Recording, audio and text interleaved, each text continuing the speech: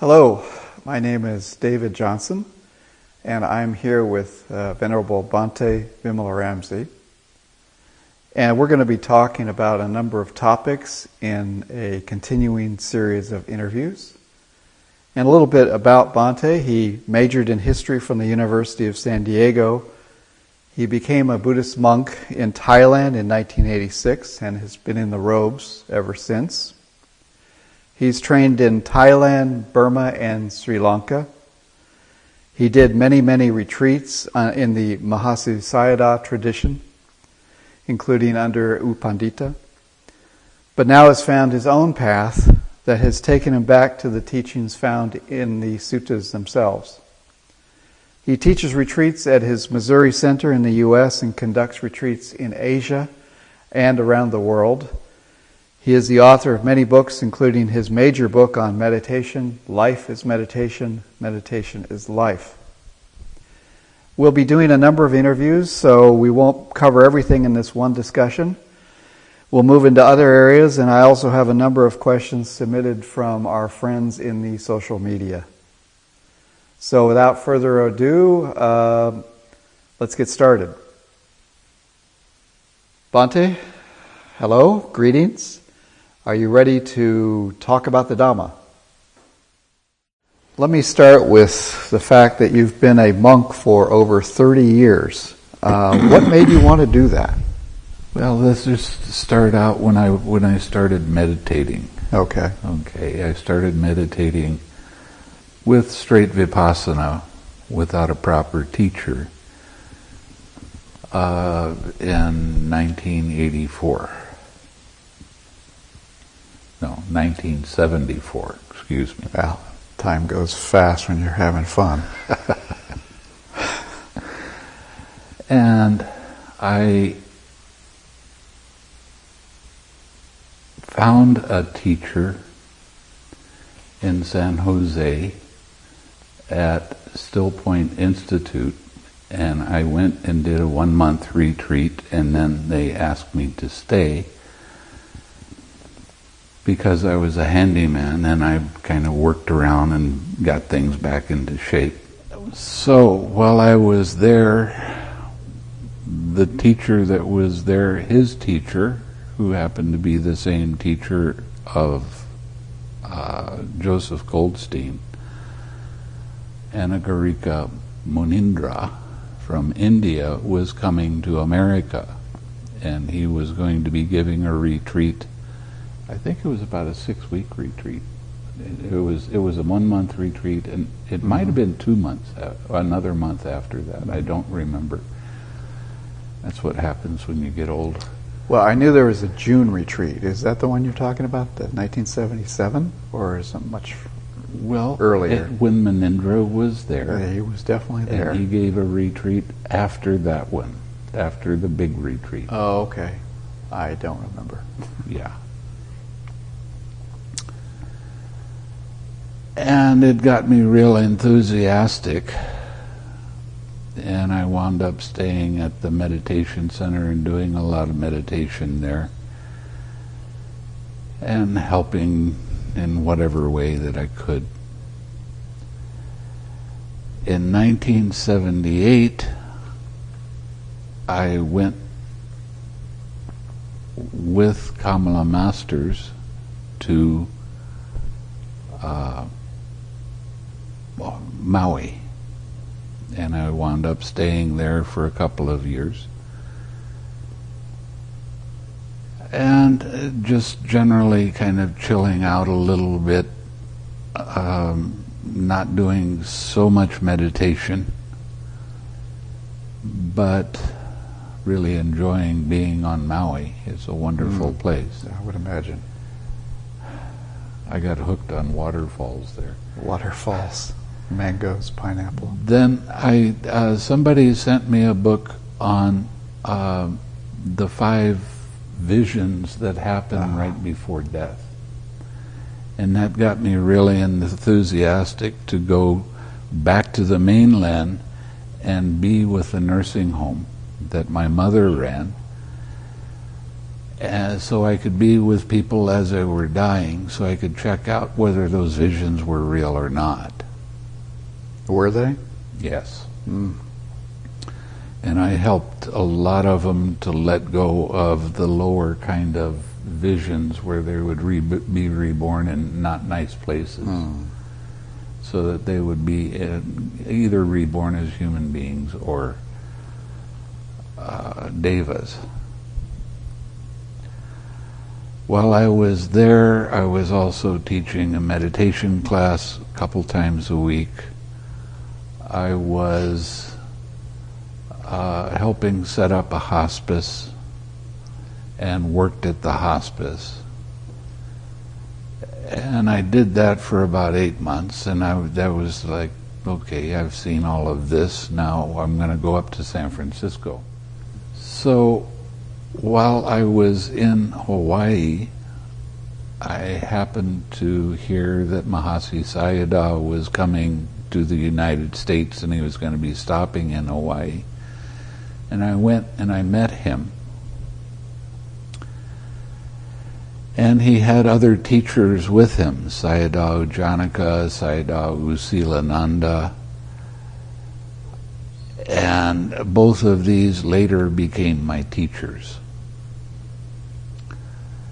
After I went back to the San Francisco area, Mahasi Sayadaw said that he wanted Sayadaw Usilananda, to stay in the San Francisco area because there was a lot of Burmese there.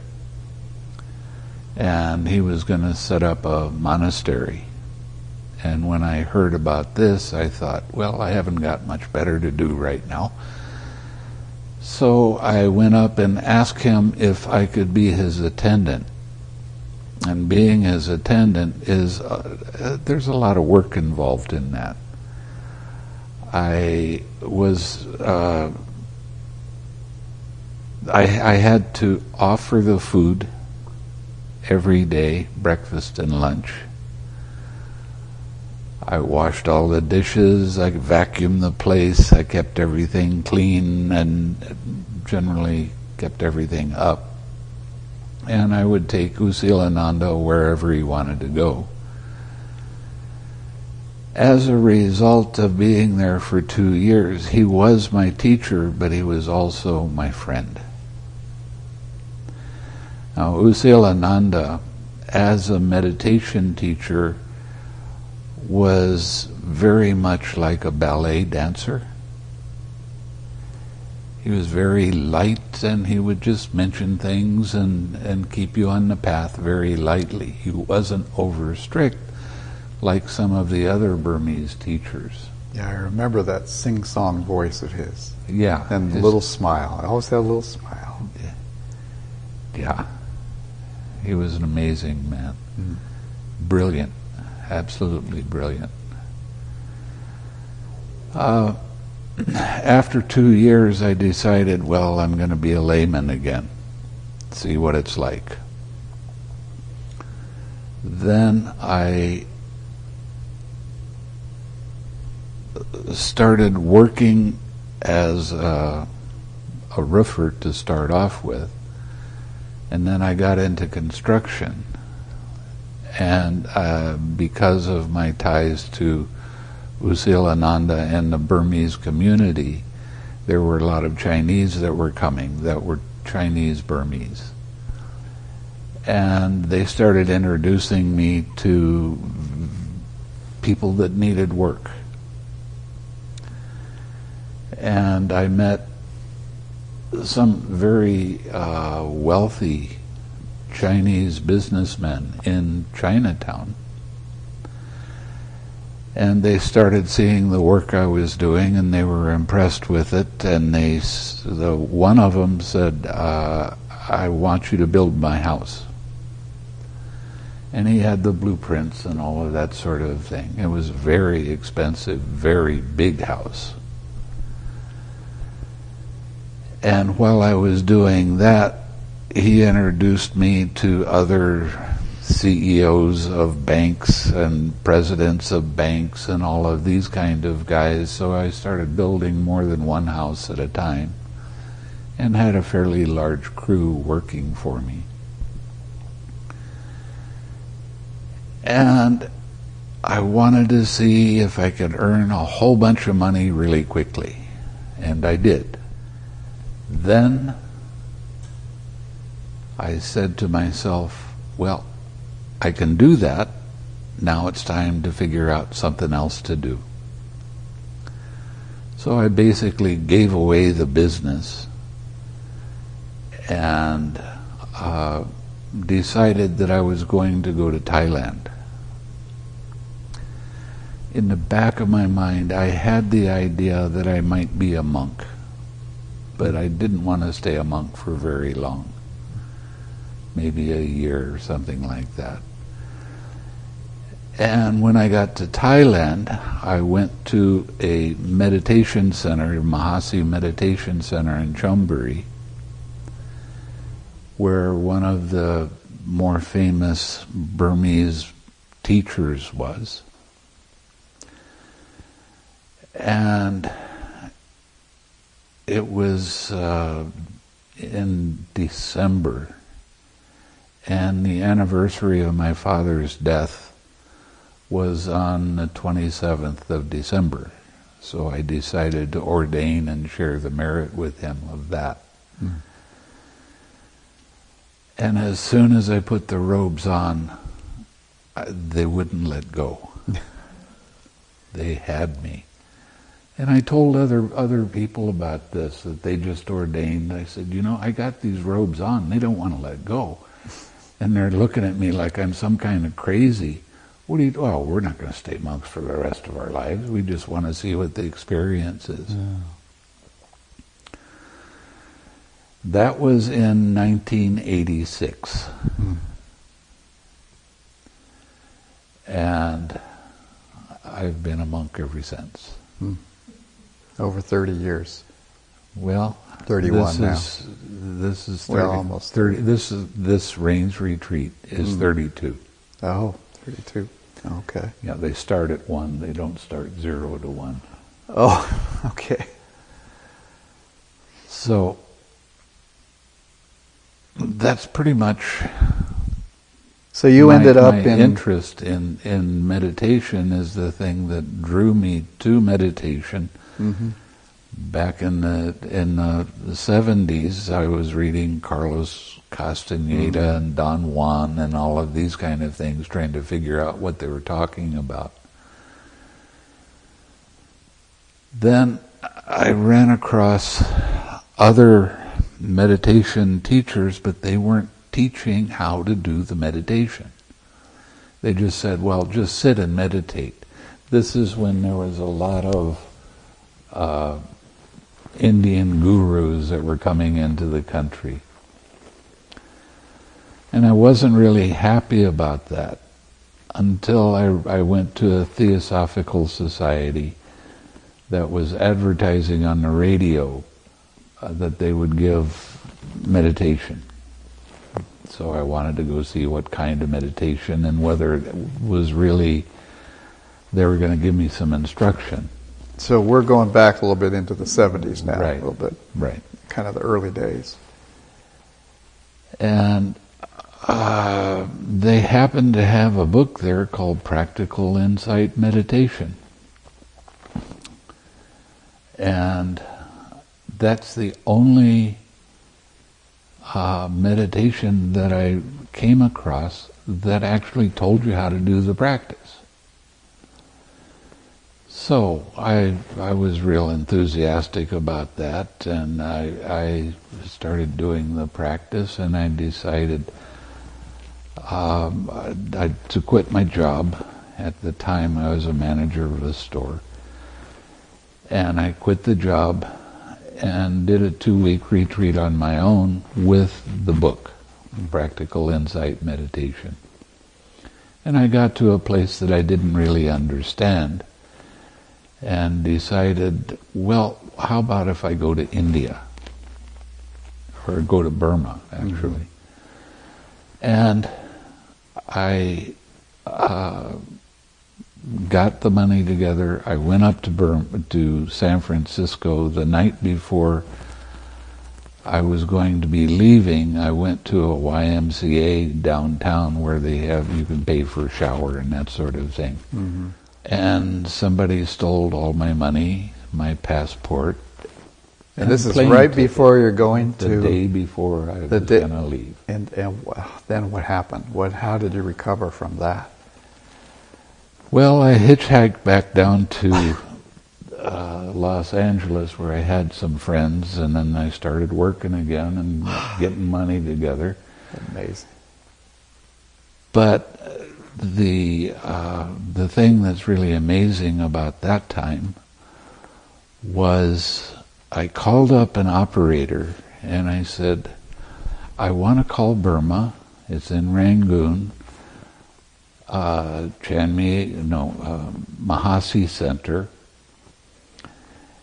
and I was wondering if you could help me do that. And they called back the next day and they said, we have Burma on the line. Take it. A little bit before Google. Yeah, that's when they still had dial phones. They had to talk to somebody else to find out. Yeah. Very good. Anyway, so you talked to them. I talked to them and they said, well, if you come to Burma, you can only stay for 1 week because that was a limitation at that time by the government. Why don't you stay in America? There's a place on the East Coast and there's a place on the West Coast that you can practice. And because I was on the West Coast, I checked out Still Point Institute and went up there and did the retreats and became very much hooked on wanting to do more and more. When I became a monk, this is something that I haven't said for a long time, I have done numerous 1-month retreats. I did a 6-month loving kindness retreat. I did an 8-month in Burma Mahasi Sayadaw retreat. I've done about a dozen 3-month retreats. As I said, I was very much a fanatic, and I was a dumb American. I didn't know anything about Buddhism. I didn't really care about Buddhism. All I wanted to know was about meditation. And it's a big relief to find out that Buddhism is not a religion. Buddhism is a way of learning how to develop your mind. I did a 2-year retreat. In 1988, I did the 8-month retreat with Stephen Armstrong. And he was one of the yogis, so we got to know each other fairly well. Friend, yeah. And Now this is in Burma? This is in Burma. Okay, at the Mahasi Center? At the Mahasi Center. Okay.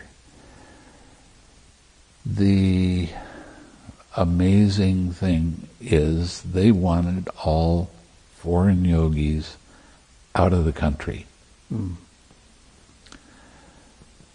And they were shooting people and they were doing all kinds of things that was really not very nice in the country itself.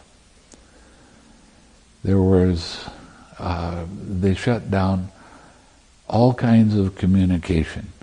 There was no way to communicate out of the country for a period of time. And they stopped all the food from coming into Rangoon. Now, what did you eat during that time? Well, there was rice. Rice. That's what it was. Just no longer your favorite thing, I'm thinking. Well, I was in Asia for 12 years. After 6 years, I finally decided I better get used to it. But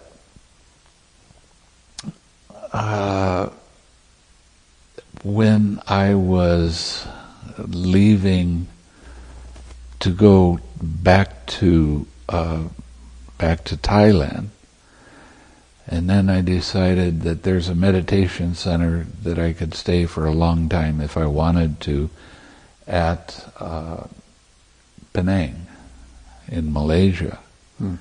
And that's where I decided to go do the metta retreat. Nothing but metta for 15 hours a day for 6 months. It's a lot of loving kindness. It is. Then, while I was there, I was also asked to help set up a monastery in Kuala Lumpur. And when I started, there was, I can't remember the exact numbers. It was either 12 or 18 families. When I left to go to Burma 2 years later, there were 600 families. Oh, and they'd started building they had a piece of land given to them, and they started building a monastery there. Anyway, I went back to Burma to practice with Sayadaw U Janaka. Sayadaw U Janaka spoke English. It's helpful. Mahasi Center, they don't. Had to go through a translator, which was very frustrating, at least. Yeah, tell us how that works. I think that's a good story, how the translator works. Well, I would go in and I would tell them precisely exactly what was happening with my meditation. And he would say one sentence to the teacher. And the teacher would go on and talk about things that might be helpful to me and all of that. And the translator turned back to me and gave me one sentence. So I didn't really feel like I was getting a good, rounded kind of teaching. The answers were a little lacking then. Well, I was pretty lost. Yeah, okay. Anyway, going to Chamyayeta in Rangoon, and being with Sayadaw Janaka, I was with him for 2 years. And I experienced the insight knowledges. I went as far as you can go with the insight knowledges. These are the jhanas, The jhanas, right. the 16 knowledges, or 9 knowledges, or 12 knowledges, however, whoever you're following. Yeah, depends who you're talking about. It started out with only 9 insight knowledges. And I don't know about 12, but the 16 knowledges... Maybe I made that up. I don't know. Well, that doesn't matter. Yeah. The 16 knowledges came out of Mahasi Sayadaw's sub-commentary to the Visuddhimagga. And that's where that meditation came into being, because it was in his commentary. Yeah, that's definitely in the progress of insight. Right. The 16 knowledges. But I wasn't satisfied with that. I wasn't satisfied, as I still felt like my mind wasn't as pure as it could be. So there was still more to do in your opinion. There's still more to do, in my opinion, and I had to start looking for a different way, because I went as far as I could and it didn't work the way I thought it should. So where did you go after that? I went back to Malaysia, and they were all excited having me come back because I'd been in... Yeah, they knew you really well. Yeah. And they really wanted me to teach them Vipassana, but I couldn't with an open conscience. I couldn't do it because I still saw that there was some problems. And there wasn't much personality development in a positive way. There was personality development in being more critical and harder to get along with people. That did seem to happen with that meditation. And it's not only me, but I decided, well, I'm in Malaysia. There is Chinese, there is Indian people from India, and there's Malay, and they're about a third of the populations. Malay run everything. Chinese are very, very ambitious, and they get pushed down a lot by the Malays. So they're walking around being angry all the time. So I decided, well, I'm going to give a loving kindness retreat. And the first loving kindness retreat was for 60 people. It's a lot. It was a lot. Because I try to see everybody every day. Daily interviews. Yeah. So 60 times 60 is many hours. Yeah. And did you also throw in a talk on top of that? Well, 2 talks a day. Oh, 2 talks a day. Oh. Yeah. Wow. Okay, you're pretty busy. Pretty tired by the end of that weekend, I'll tell you. So how long was that a weekend or? It was a week. It was 3 days. 3 days. But they got so excited about loving kindness that they started teaching loving kindness on their own once they found out a little bit about how to do it. And about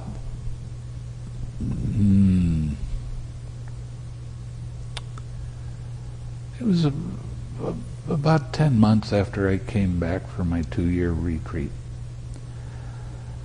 The chief monk of the Mahavihara Monastery in Kuala Lumpur, it was the biggest Theravada monastery in the area, in all of Malaysia. And the head monk was Keshri Dhammananda, who is a very famous monk because he writes these books that are practical. Yeah, he's written a lot of books, a lot of interesting things. And you learn a lot from him. And I was quite thrilled that he asked me to come and teach meditation there.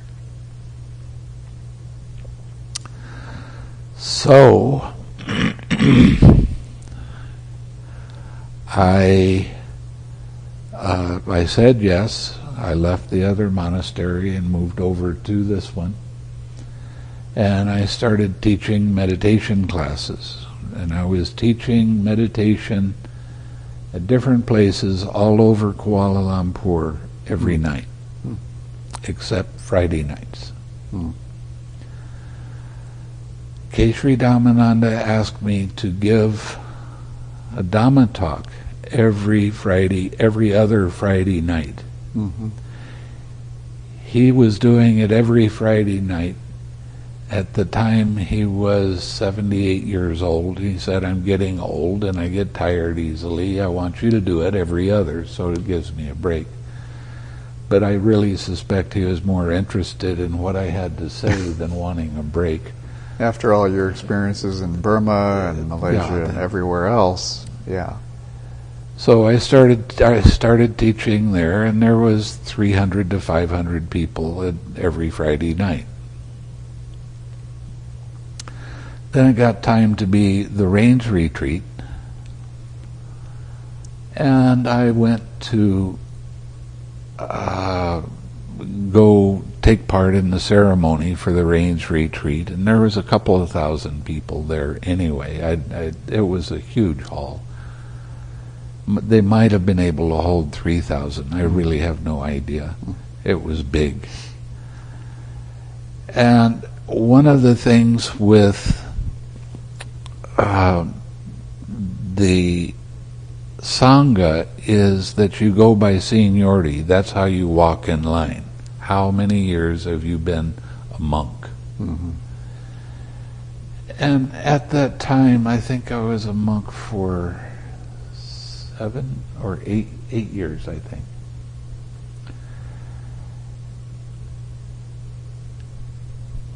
Well, that was 95, so it had to be, that's 8 years. No, 9 years. Anyway, there were a lot of senior monks that were supposed to be walking in front of me and sitting in according to your seniority, and Keshri Dhammananda pulled me over and put me in front of the most senior monk. Mm-hmm. And I was a little bit nervous about that. Not liking it so much, wondering what was going to happen. And he gets up and he starts talking, and he said, well, we're here for the Rains Retreat, and we're really, really lucky to have a very famous meditation teacher here.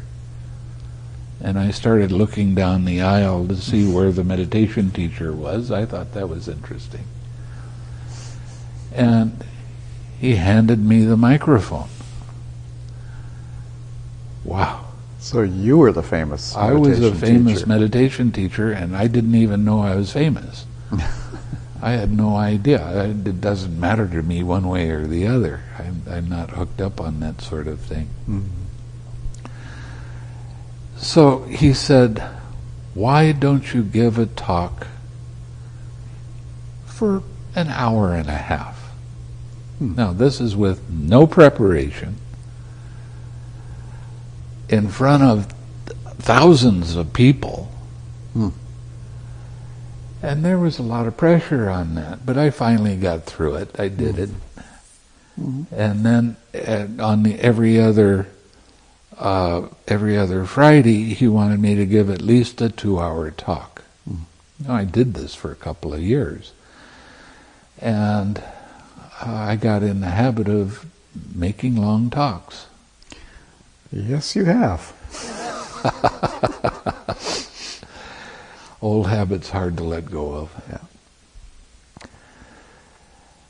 So this was right about the time that Bhikkhu Bodhi had released his new book, the Majjhima Nikaya, the Middle Length Sayings. And the only middle length sayings that we had before this book was from the Pali Text Society, and it was in Old English. And their use of words was very peculiar in some ways that they were describing things. It was hard to understand. But Bhikkhu Bodhi modernized the language and did a great job with translation. And somebody gave me a copy of that, and I was real enthusiastic. But I was still kind of hooked into what it said in the Visuddhimagga and the commentaries and that sort of thing. Now, after a short period of time, a month or two, a monk came to visit from Sri Lanka, and his name was Venerable Punaji. And he came down and ate breakfast with me one morning, and he said, I understand you teach meditation. How do you teach it? So I went and started talking about how I taught it, and he said, what you're teaching is exactly right, but you're using the language of the Visuddhimagga. Why don't you let the Visuddhimagga go and just use the language of the suttas? Now, this was a very novel thing, because all of my Burmese teachers, they were very much pushing the Visuddhimagga as that's the the actual teachings. Yeah, that's what the practical insight meditation is based on, right? Yes. So when he said that, I started thinking, well, I've been looking for something new, and I've tried reading suttas before, and they didn't make sense because it didn't agree with the Visuddhimagga. Mm-hmm. But I kept holding on to it. So now I put it aside. I started picking up the suttas. And the first sutta that I read, of course, was Anapansati, Mindfulness of Breathing. And I started looking at the instructions and comparing it with the instructions in the Visuddhimagga and the Burmese style of meditation. And I found out that it didn't agree with it. It didn't agree with the sutta instruction. And I'm starting to have little light bulbs go off in my head going, now this seems right. I didn't take it just because it seemed right, but it got me real interested. And I decided to try sitting that way. Now, when I was teaching loving-kindness meditation, I was using the word soften a lot. Soften your mind. But when I got to the Anapansati Sutta and also the Satipathana Sutta, their instruction is exactly the same. The thing that I found interesting was that they tell you to focus your attention on your nostril tip or your upper lip or your abdomen. Put your attention there. Focus on the breath. See how the start of the breath is, see how the middle of the breath is, see how the end of the breath is. See what the pause is, then do it again. So this sounds like present-day mindfulness. Yes.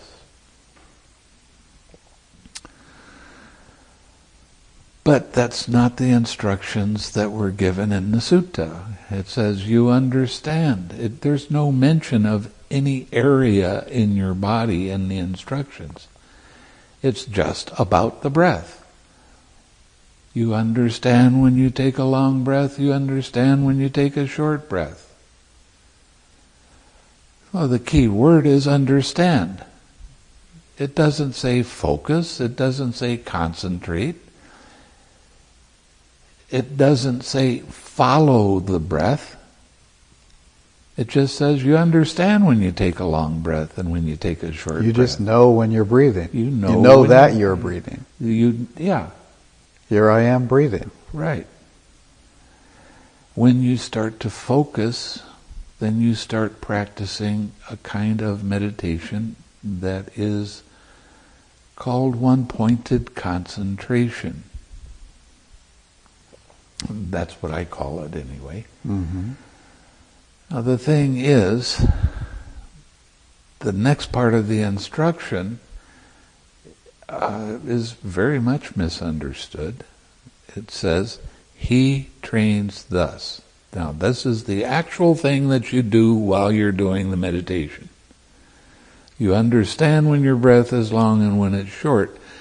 Now, on the in-breath, you experience the entire body. On the out-breath, you experience the entire body. Not body of breath, that a lot of people add, but the physical body. Then it says, he trains thus. On the in-breath, he tranquilizes the bodily formation. On the out-breath, he tranquilizes the bodily formation. Now, I've had a lot of people come to me, and when I changed the word tranquilize to relax, because that's an easier word to understand. I've had people come to me and say, well, if you do this one-pointed absorption concentration, your mind becomes tranquil. But when it's saying he trains thus, that doesn't mean that you wait around for your mind to get tranquil. It means you tranquilize. It is an action verb in Pali. So you're actively doing this. You're actively relaxing on the in-breath and relaxing on the out-breath. Now, should I do it again? Yeah, sure. This is the brain. Is that your brain, or is that... Well, some people think it is. Okay. You have a membrane that goes around your brain, on both sides of the brain. It's called the meninges. It's basically a bag. Anytime you have a thought, anytime you have a feeling arise, anytime you have a sensation arise, the brain expands and pushes against the meninges, and there's tension there. Now, what is that tension? And we're going to backstep a little bit again. When I was doing the meditation in Burma, I almost always had a constant headache, tightness in my mind.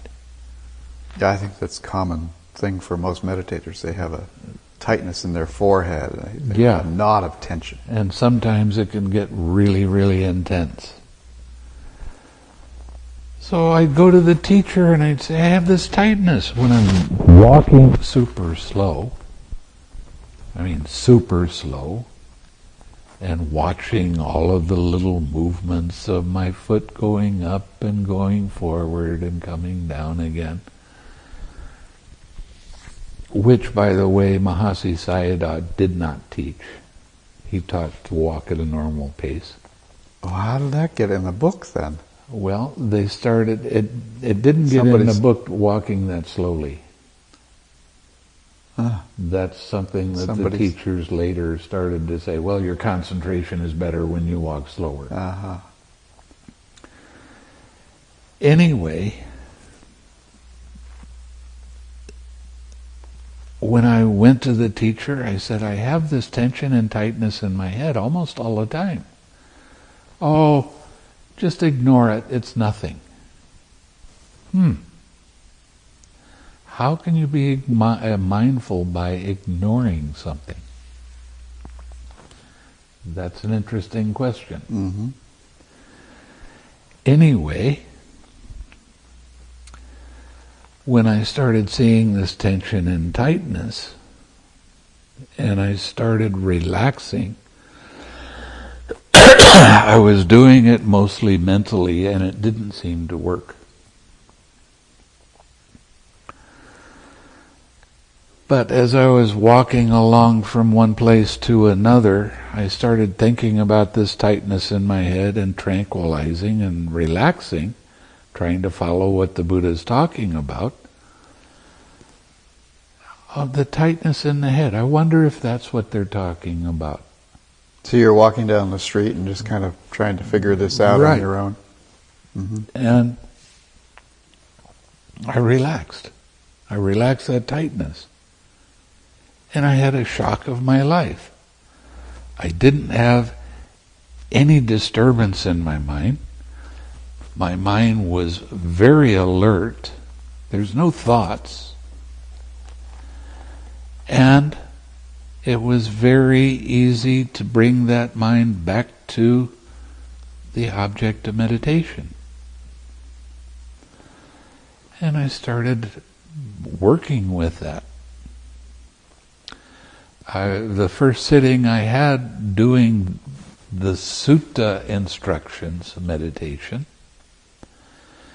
it lasted for about 2 hours. I had no pain in my body, which was an absolutely relief.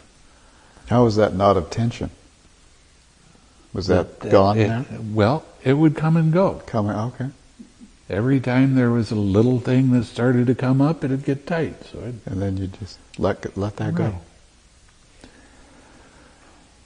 So I went deeper into meditation after being considered to be a very advanced meditator. I went deeper in that 2-hour sitting than I'd ever gone before. And I was very pleased and shocked by that, and that got me real enthusiastic. After a little while, I went to the head monk and I said, I have to do a retreat on my own. I'll be gone a couple of weeks. Mm-hmm. And I went to Thailand. I told him where I was going. There's a cave there. If it was free, I got to use it. And it was close distance to a village, so I could get food.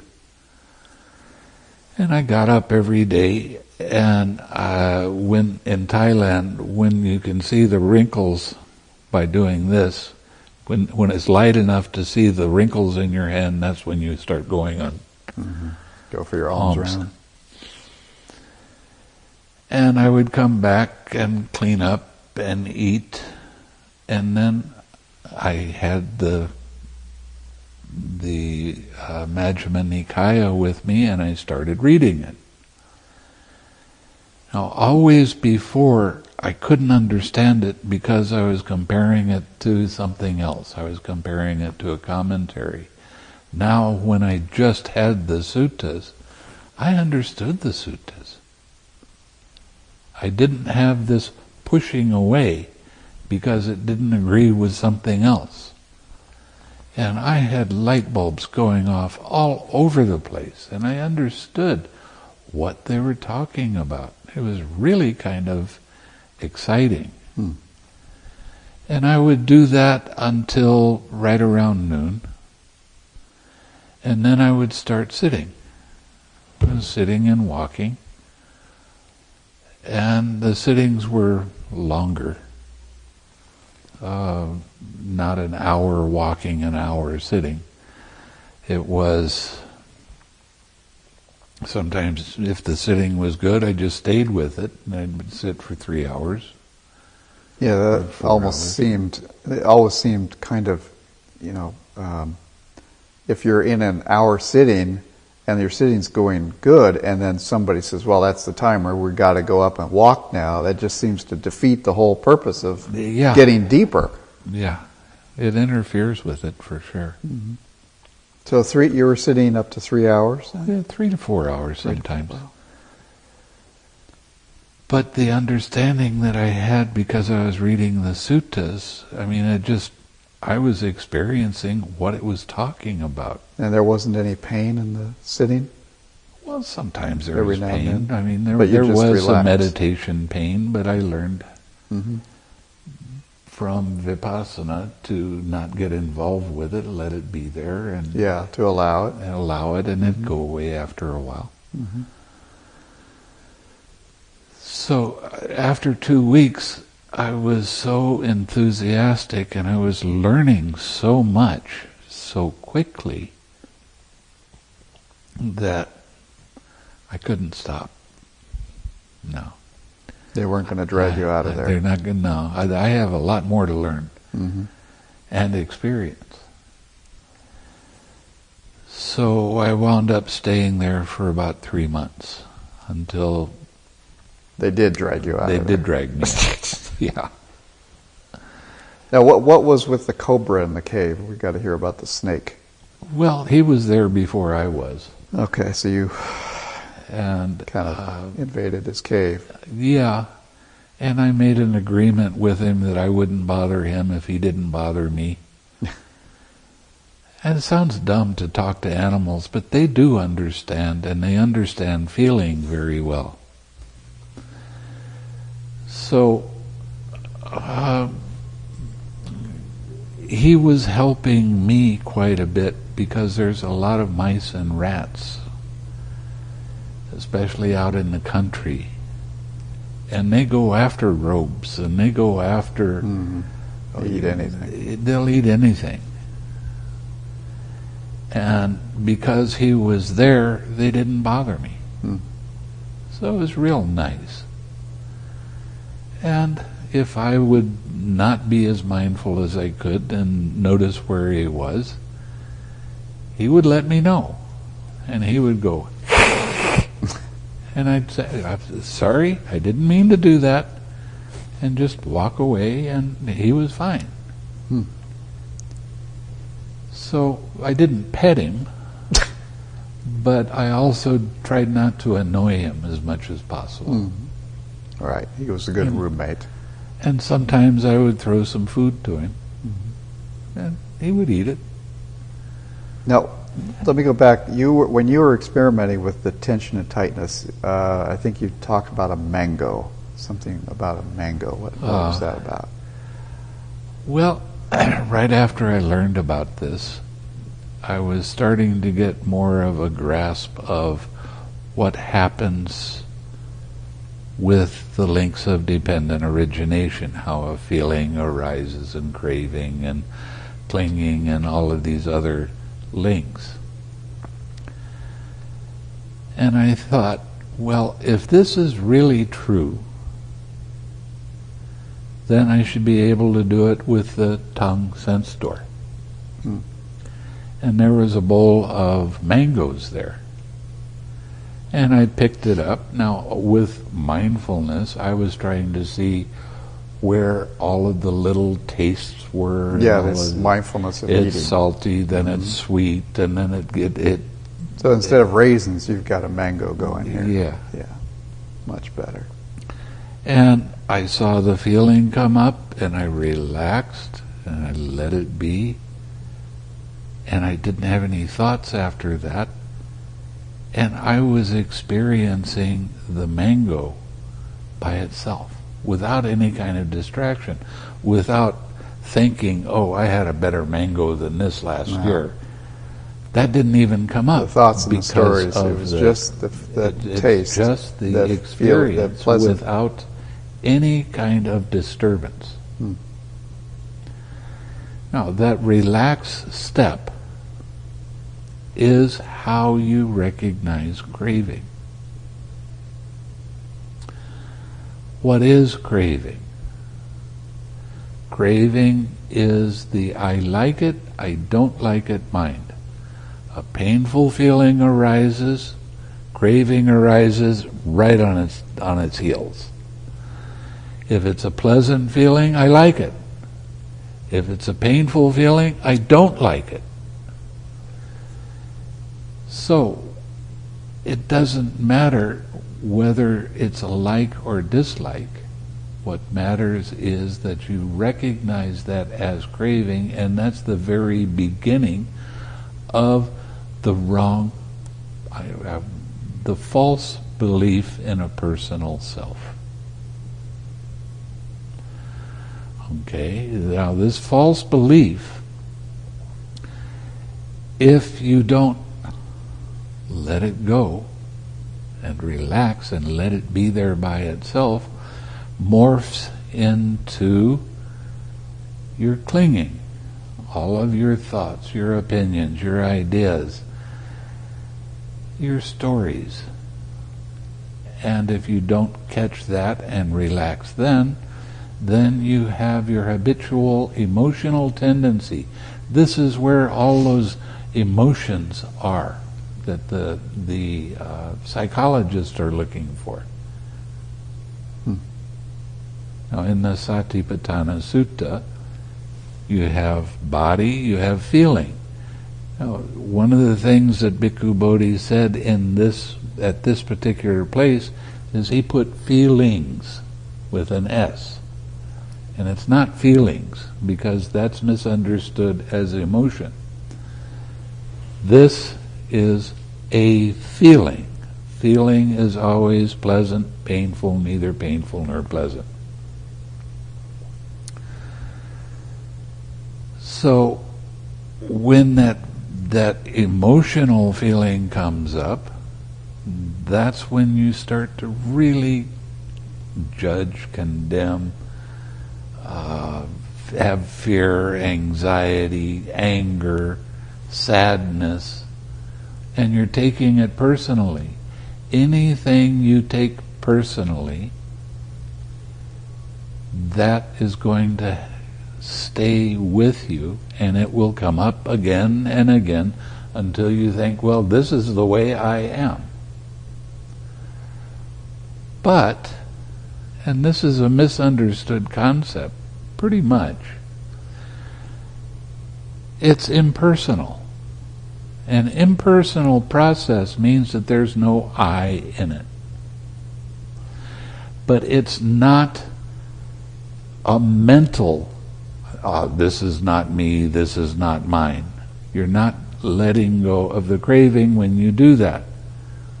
So you're still going to have these fears and anxieties and angers and criticisms and whatever, sadnesses come up.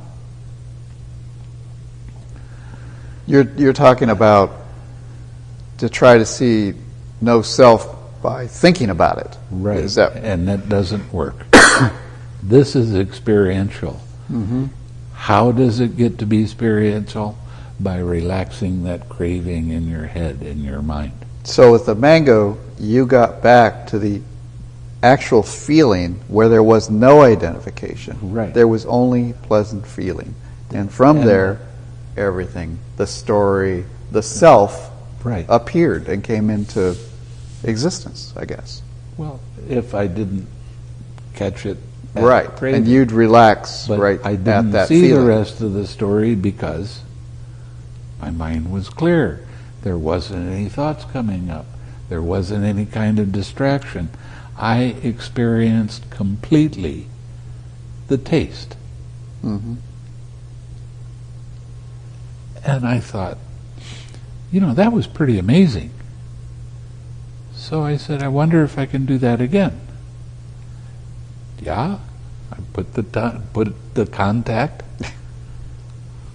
touched my tongue, pleasant feeling arose, craving started to arise, relax.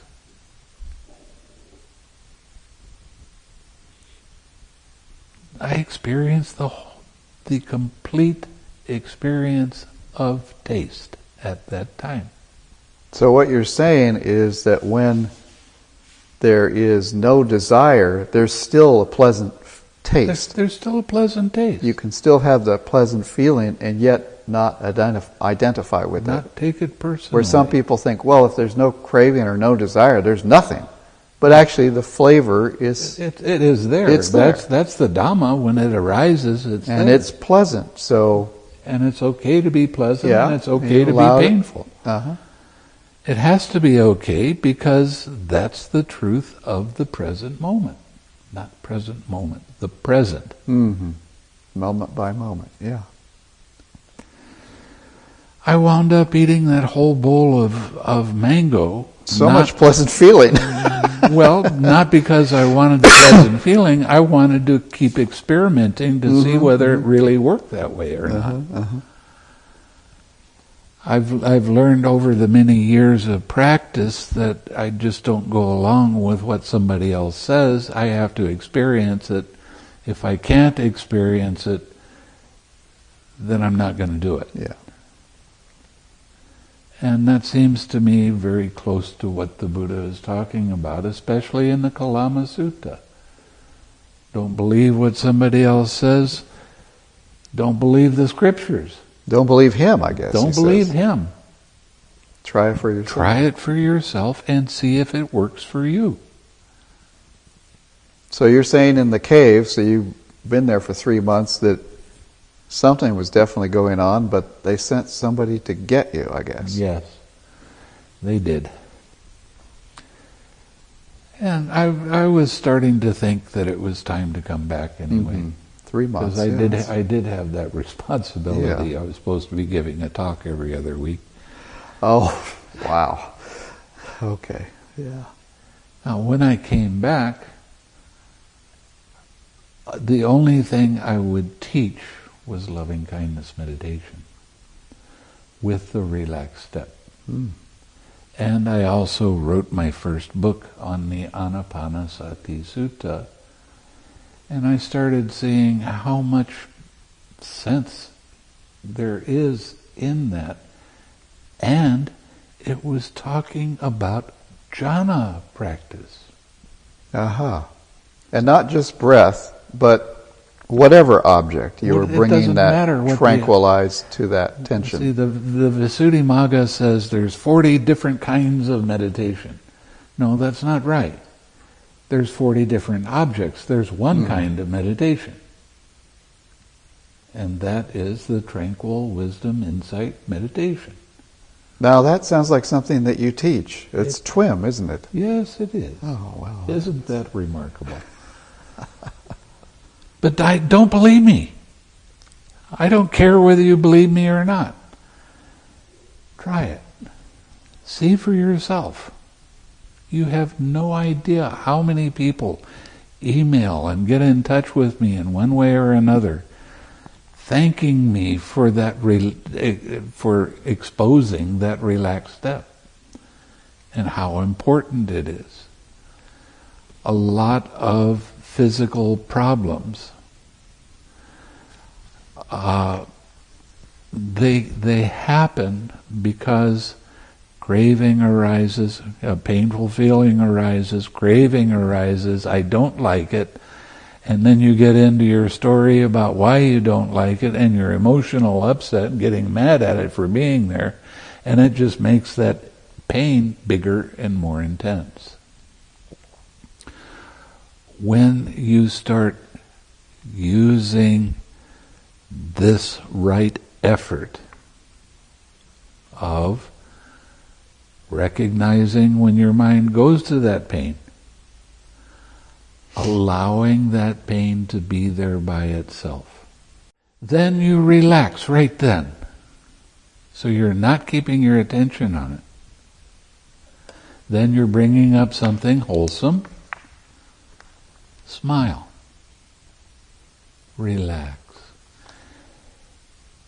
And bring your attention back to your object of meditation. This idea of just let everything be and watch what it happens. You can do that for mahakapas, and you will not get off the wheel of samsara by doing it. Because you're not actively releasing that tension. You're not releasing, you're not relaxing, along. And you're just caught up in your thinking. Yeah. And this doesn't have anything to do with thinking. Now you call this, I think, the 6 R's, right? Yes. So you recognize that your mind is distracted. Oh, there's one more thing I wanted to say first. Well, 2 things. In the Samyutta Nikaya, the Buddha talked about the correct way to practice and the incorrect way to practice. The incorrect way to practice is taking everything as suffering.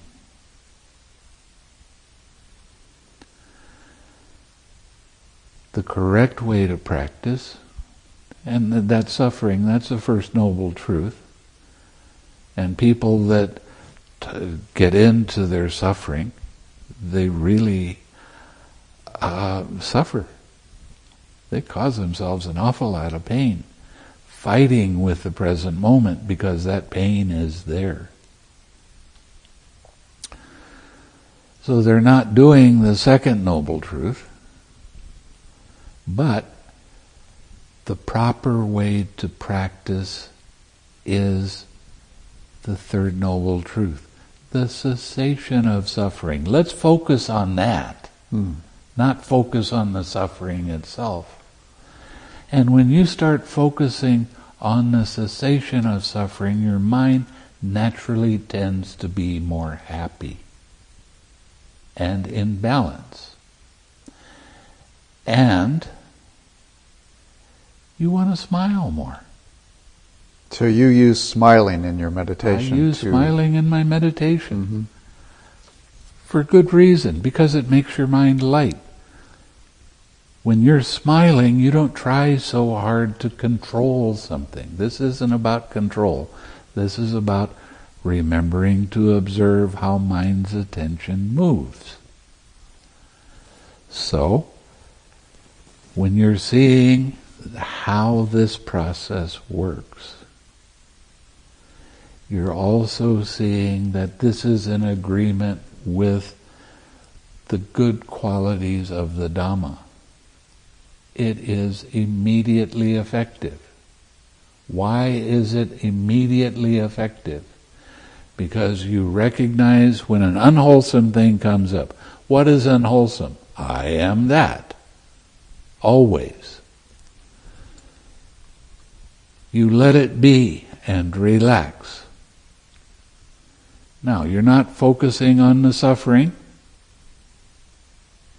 and you're focusing on relaxing, and then you bring up the wholesome, you smile where your mind can get light, and you stay with your object of meditation for as long as you can. That's the 6 R's. It is right effort, and it is immediately effective. And the progress in your meditation is much faster with this kind of meditation than any other meditation that I've ever done. I'm a slow learner. It took me 5 years to figure out what vipassana wasn't before I could start figuring out what it was. Because it's very complicated. The thing with this meditation is you only have to remember 6 things.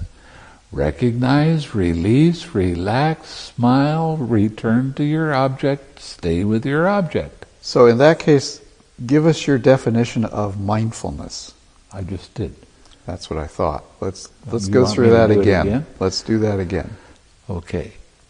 It's remembering to observe how mind's attention works, how it arises, how these things can be there for a little while and disappear. It's remembering to observe how mind's attention moves from one thing to another. So you're just observing, you know that what's happening, but you're not getting into every single little moment concentrating on it. Right. And if you don't have that relaxed step in there, that craving and letting it go, you're not going to be very successful with your meditation. Okay, so that's a really pretty new definition of mindfulness then. And it works 100% of the time. Mm-hmm. Now you have to remember that this is the Buddha's definition of this. Yeah, this is from the Suttas. This is from the Suttas.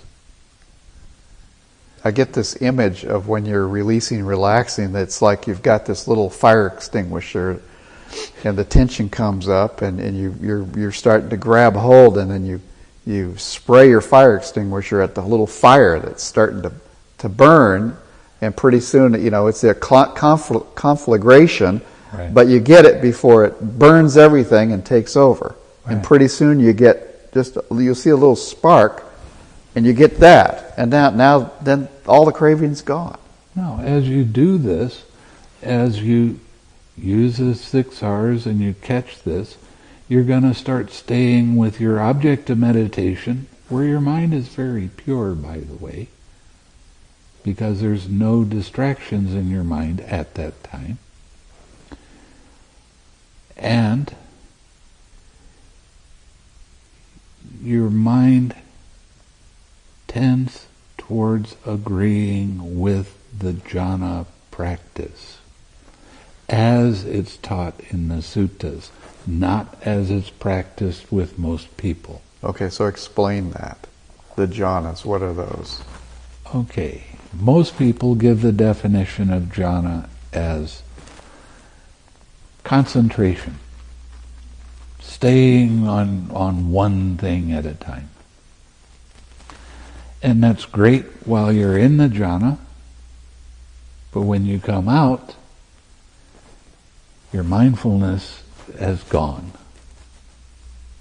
And you still get caught with the same angers, the same dissatisfactions, the same sadnesses, the same frustrations as before going into it.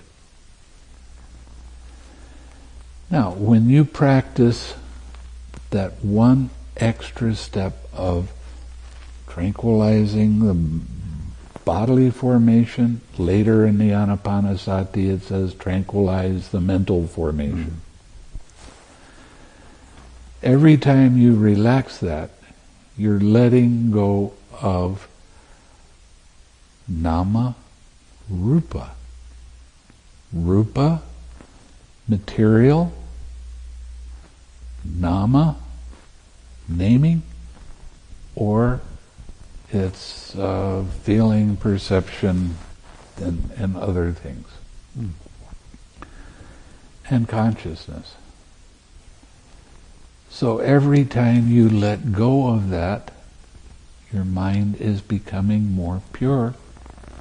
And because you start recognizing hindrances when they come up, and you catch it and let it be, what happens is the hindrance doesn't last as long, and you start staying on your object of meditation for longer periods of time, where joy arises and happiness and true equanimity, not a mental kind of equanimity trying to talk your mind into being in balance. This is experiential equanimity, which is different. So there's how many levels of jhanas? Well, that gets tricky because honestly, there are only 4 levels of jhana. Okay.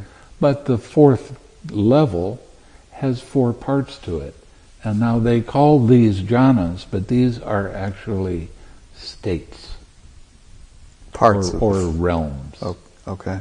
It still has the equanimity of the 4th jhana, but the equanimity starts to get deeper and deeper as you get into these states and see other things. What are the differences? What makes them different from each other then? What?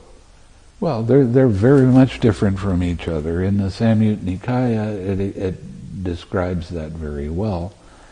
It says that when you practice loving-kindness meditation, as high as you will get with loving-kindness meditation is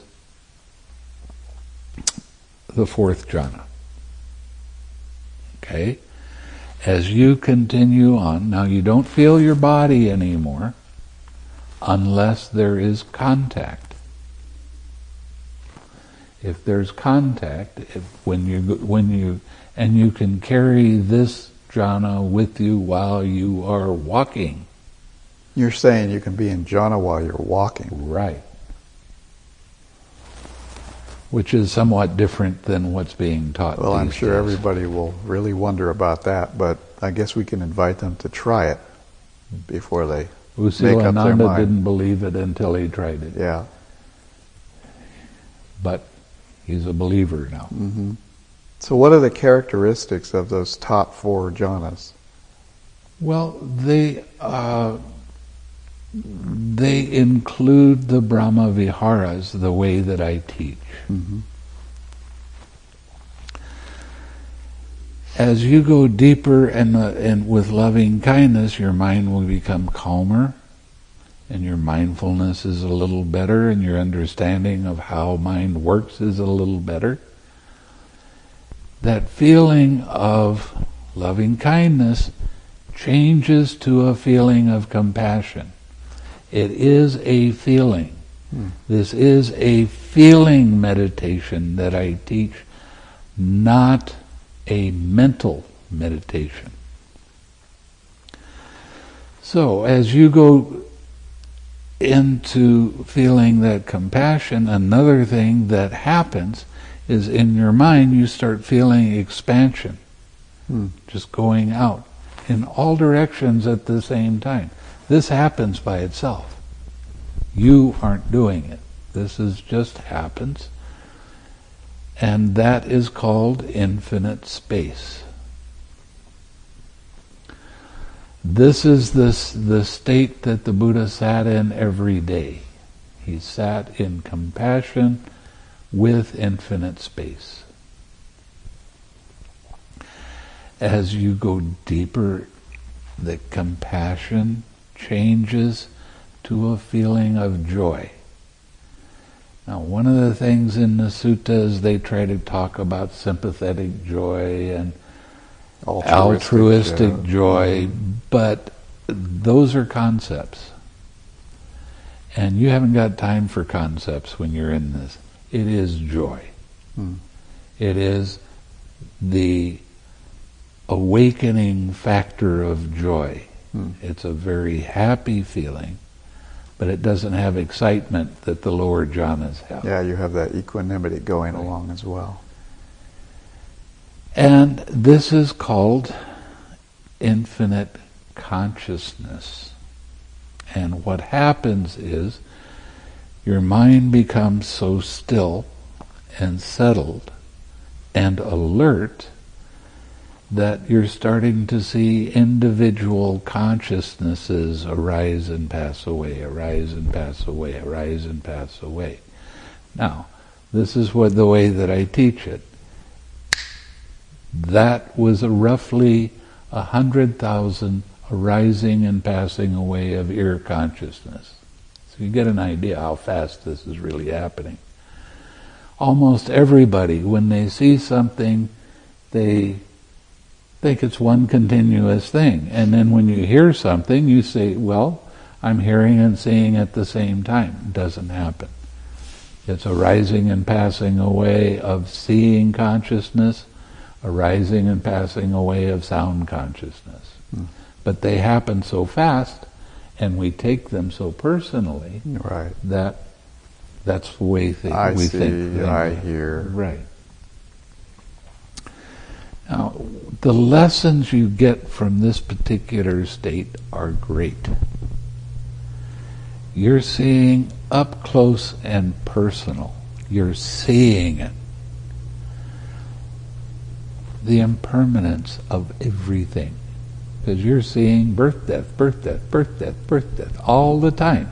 Very fast. You're seeing it. It's not an intellectual, I'm trying to say, I know everything is impermanent. That's intellectual. Now you're having the direct experience of it. You see that because everything is arising and passing away so quickly, it's a form of unsatisfactoriness. It's there. It's disturbance of a kind. And this is a big one, you see that everything is impersonal. You see it deep down. You understand it. So, you're seeing anicca, dukkha, anatta. You're understanding anicca, dukkha, anatta, not on an intellectual level, but on a real level. Now, what's that mean, anicca, dukkha, anatta? For people who don't know. Impermanence, suffering, not self. Okay, that's the Pali.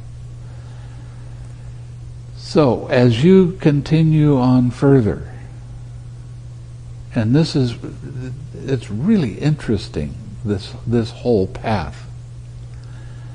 As you continue on further, then that joy changes to an even deeper kind of equanimity, where there's no excitement in the mind at all. And it's always kind of funny when students come to me and they have this state, and I listen to their voice, and their voice is very quiet. Well, how's your meditation going today? Fine. Everything is fine. Do you have any new stuff coming up? No, everything is fine. And this is called the realm of nothingness. What does that mean? It means mind is not looking outside of itself anymore. Now you're watching how mind actually works. And you're staying with each of these different Brahma Viharas, you're using that as your object of meditation. So now when you get to this level where there's nothingness, your object of meditation is equanimity. And I won't go into deeper how to do it, because that way I'd be teaching. That's right. And this is almost a 2-hour talk. So then what happens? Well, you stay with that equanimity feeling, and it starts getting more and more subtle and quieter. Now, if you put too much energy into watching that, your mind is going to start to get restless. If it's not quite enough energy, your mind is going to get dull. Not sleepy, but dull. So you're learning how to truly keep a balanced mind. Now you can do this meditation and walk too. Now as you go deeper, you will get to a place where it's called neither perception nor non-perception. Perception is the part of the mind that names things, but it also recognizes things. And it's hard to tell when some of these things happen. What happens when you get to that state is it'll be like being asleep and being aware at the same time. Mind gets incredibly subtle. You might see some slight color or patterns or geometric designs and things like that. But that'll last for a short period of time, and then your mind goes even deeper, and you get into what I call exquisite peacefulness. There's no disturbance in your mind at all. There's no movement of mind's attention at all. But if your mindfulness slips even a tiny little bit, you'll start to see some movement or vibration of mind's attention. And you relax right then. And you'll be able to sit for long periods of time without any disturbance in your mind. Now, this is where the good stuff comes. Well, it sounded pretty good so far, but sure, let's bring it on. What happens next when your mind has had this peace and calm long enough? People ask me, when is it going to happen? I'm not a fortune teller, I don't know. But it can happen that all of a sudden the cessation of perception, feeling, and consciousness occurs. Everything turns off. It's just like flipping the light switch and there's no light around.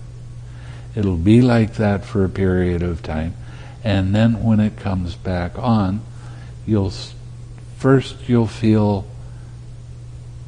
real relief. It's like somebody took a big weight off of your shoulders that you didn't even know you were carrying. You will begin to see little tiny movements, and that is the actual dependent origination. You won't necessarily be able to recognize it as such because it's very weak at that time. And joy arises like you've never experienced before. What has happened? Something that people in this country don't believe is possible anymore. Nibbana occurs. And your students are experiencing this, I My take students are experiencing this worldwide. Hmm. Every retreat I have given in the last 5 years, there are a few. Mm-hmm. Mm-hmm. Sure. So how does that change you? Why do we want to have that experience? Your perspective of everything is different. You start seeing more vividly. You start seeing colors. You start seeing ideas coming up. You start seeing all kinds of things arising, but it's clear. And your perspective is different because you know that this path is the right path. There is no more doubt in your mind at all. You know that chanting and rites and rituals don't lead to Nibbana. That doesn't mean you can't do it. You can, but it doesn't lead to Nibbana. And you see beyond any doubt that everything that happens is impersonal. And this changes your perspective. Now, when this happens, you have a lot of joy, and it'll last for a few days until you get used to it. And you have experienced the path knowledge. And I have people that have gone beyond that. But another thing that happens is you will keep your precepts without breaking them as closely as you possibly can, because you understand when you break a precept, it's going to make a guilty mind, it's going to affect your meditation negatively. You don't want that to happen. And there's no God in heaven that's going to throw a lightning bolt out at you and zap you because you break it. These are suggestions that really lead to more prosperity for you and protection for you. Yeah, so there's this understanding that morality is good, but so how do we implement morality? Well, don't kill, even insects. Don't steal. Don't take anything that's not given. Don't have any wrong sexual activity. And that means no sexual activity that causes pain to arise in anyone, including yourself. And no sexual activity with somebody that's underage, that's too young, still under the care of their parents. You cause yourself all kinds of problems if you do that. And the speech can be broken up into 4 parts. Don't tell lies. Little white lies are lies. If you tell something, you say something that's not true, in your mind, you're going to hear this little voice that says, I shouldn't have said that. And you can have a guilty feeling arise because of it. Now, the thing with these precepts is, there is a way that you can purify your mind. You don't have to go ask somebody else to purify your mind for you. Recognize that you broke a precept. Forgive yourself for breaking the precept. Take the precepts again. They should be in your mind so that you really do understand them. And make a determination, I'm not going to do that again. So the precepts are that's the basis for meditation. Now there's 3 things to meditation. Generosity. That doesn't mean just material generosity. It means, can you say something that makes somebody else happy? Well, you're practicing your generosity then, aren't you? You're helping other people around you to be happy. You're being generous. And what does that do for your mind? Makes your mind happy. Be able to help somebody that's in the blues, as they call it. Well, now there's something that you can do about that. You can make other people laugh. Help them in whatever way that's appropriate. The second part of this is keeping your precepts. It is a protection. If you run across people that don't keep their precepts, what you'll see is that when they get in a stressful situation, they don't know what to do, they get overexcited, and they wind up hurting themselves or somebody else because they don't use the right action. If you keep your precept, you will do the right thing at the right time, naturally. Also, keeping your precept leads to more and more tranquility in your mind. So this goes back and helps you with your meditation. Absolutely. All of this helps with the meditation. So this is morality in the sense there's morality, generosity, and then wisdom or the meditation itself. Right. And that's another word that is very much misunderstood. Wisdom comes from seeing how the links of dependent origination actually work. That's where your deep wisdom comes from. How the mind works. How the whole process works. Mm-hmm. Yeah, I don't think we have time to get into that subject, but we've touched it a little bit. Right. It basically is the definition of all these processes that are happening, and right. We see them. And they're not dictionary. Yeah, you could really see this stuff for yourself. Right. So Well, there's a lot to learn, and it's super interesting. I mean, people ask me, how can you be a monk for so long? I'm never bored. There's always something happening. There's always something new to learn. I guess you've read or you've written some books on all of this. So yes, I have. Life is meditation, meditation is life. What about that book? Is that one to go to? Absolutely, and that helps you to be able to carry your meditation into your daily life, which is a big question that a lot of people have. Meditation is life. Then. Right. Mm-hmm. And how to have mindfulness all the time. And then you've written a book about the Anapansati Sutta itself. Right. With everything you've talked about in far more detail. Right. And there's books on your discourses, Moving Dhamma. So there's a number of books.